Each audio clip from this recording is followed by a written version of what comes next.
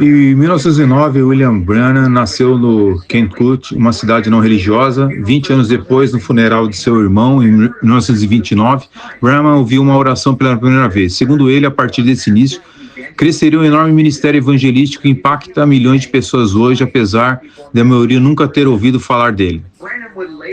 Branham contaria histórias de sua juventude. Ele afirmava que uma luz entrou no quarto e circulou ao seu redor no nascimento.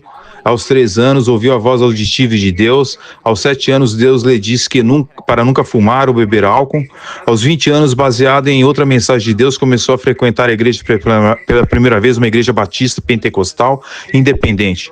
6 meses depois, foi ordenado ministro e começou a pregar em cultos de avivamento em tendas.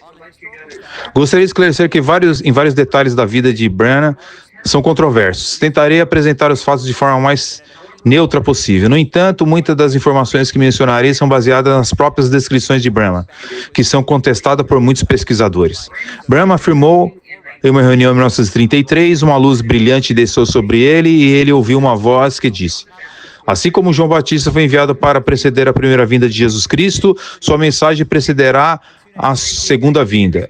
Em 1933 e 1946, Branham pastoreou uma igreja chamada Tabernáculo Pentecostal, renomeada nos últimos anos como Tabernáculo Branham. Em 1934, Branham se casou e logo teve 2 filhos, mas em um intervalo de 4 dias, em 1937, sua esposa e sua filha faleceram.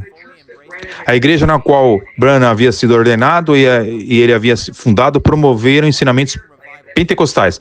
Branham afirmava mais tarde que, como ele estava disposto a realizar reuniões nas igrejas pentecostais denominacionais, acreditava na sua relutância de abraçar completamente o pentecostalismo, era o motivo pelo qual Deus havia levado sua esposa e sua filha.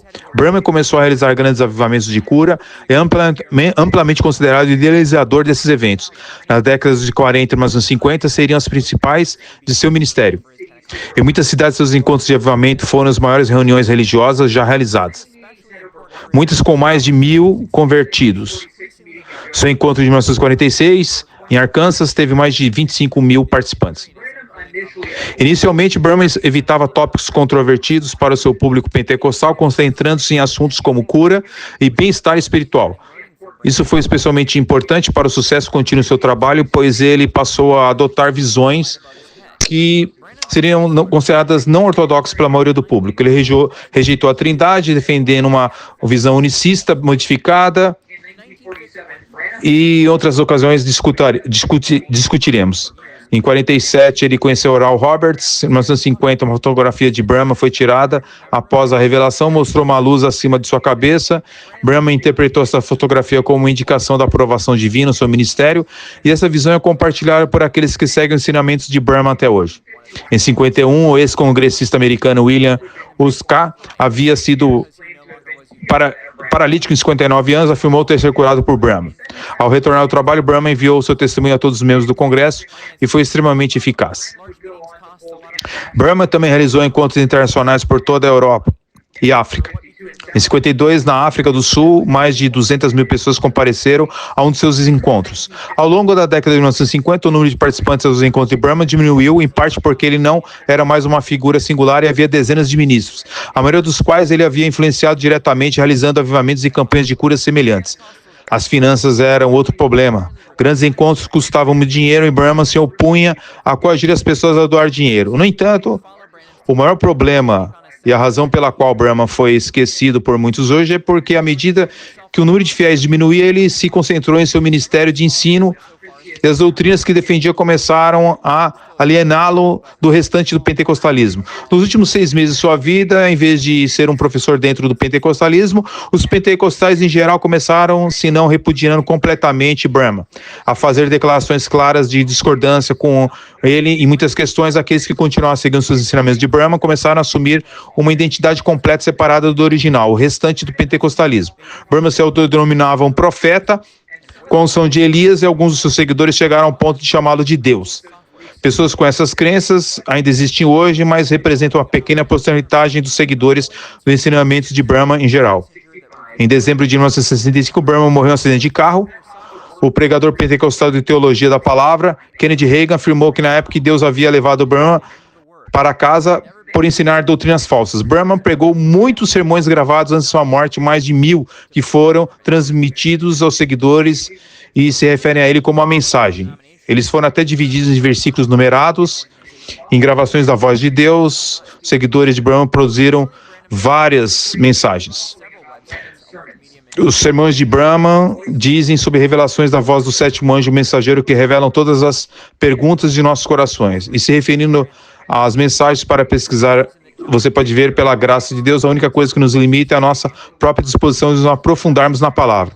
Nunca houve um tempo na história que a palavra tenha estado tão facilmente disponível. Essa citação não se refere à Bíblia, mas aos sermões de Brahma, a única coisa disponível dos seus sermões, porque Brahma se opunha ao denominacional, ele se opunha às igrejas denominacionais, a todos os grupos. No entanto, a Associação Evangelística William Branham administra vários sites, um grande ministério de mídia e um acompanhamento, e eles afirmam o seguinte, uma palavra de perguntas. Por que vocês dão tanta ênfase a William Branham? A resposta deles: pelo mesmo motivo que Josué dá tanta ênfase a Moisés.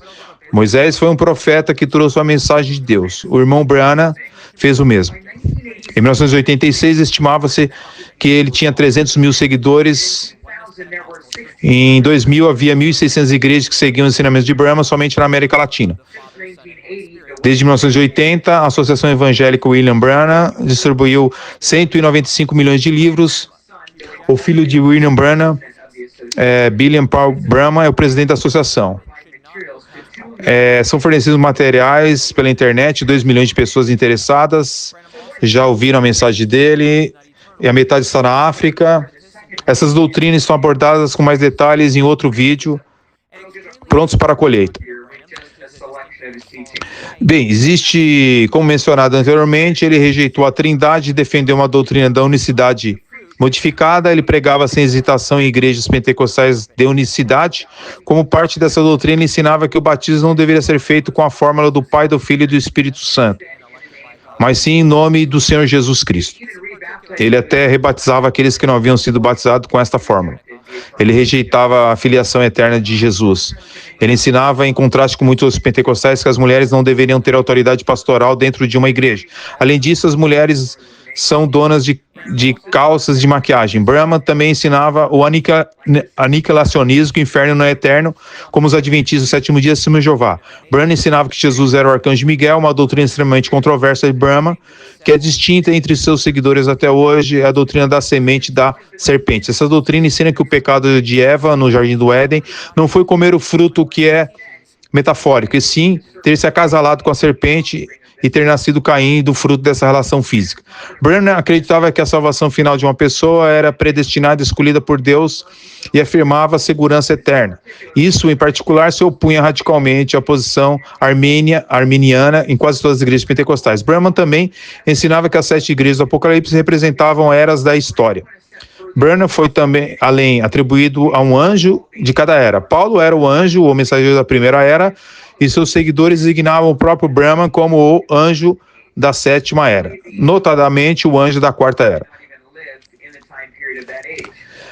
A lápide de Branham era uma estrutura piramidal modificada mostrando as 7 eras e seus mensageiros. Em outro vídeo mostraremos as mensagens de Brahma, forneceremos mais detalhes e documentação sobre os ensinamentos de Branham e os seus seguidores acreditavam e o que acreditam até hoje.